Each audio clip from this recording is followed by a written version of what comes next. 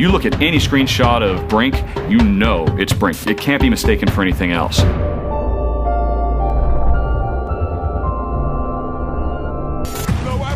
When we first started talking about this game, we did kind of have this vision of a super photorealistic game. Well, everyone's done the realistic thing. We didn't want to do this, something that's done 1,000 times before.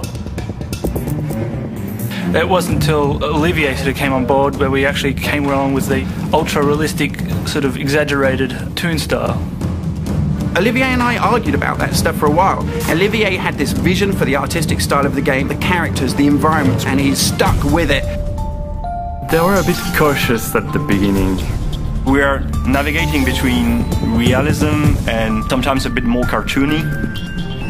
Any sort of detail would be oversized.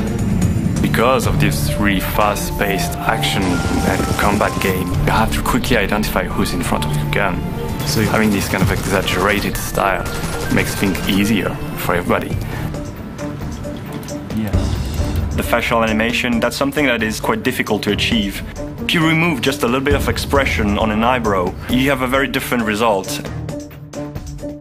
So for the animations, we've been using a type of motion capture, but where you capture at the same time the voice of the actor, the body motion, and the facial expression of the actor. So that was our approach, to come up with something a bit different, not just realistic. The environment is just absolutely kick-ass. For the Founders Tower, and we used a clean white architecture style. And the aesthetic for the airport was inspired by Santiago Calatrava to keep it sort of sterile and clean.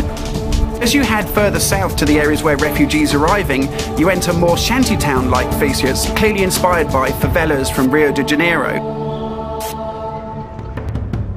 Everything is working now. It looks great, so yeah, I'm proud of what we've been doing. It's awash with colors. It's awash with vibrancy. It's a lived-in world that you can just, reach into the screen and feel like you understand it, like you're living there yourself. It's absolutely perfect. In fact, right now, Olivier has a huge piece of paper on the back of his screen. We proved that the style was working. Color is back in shooter games.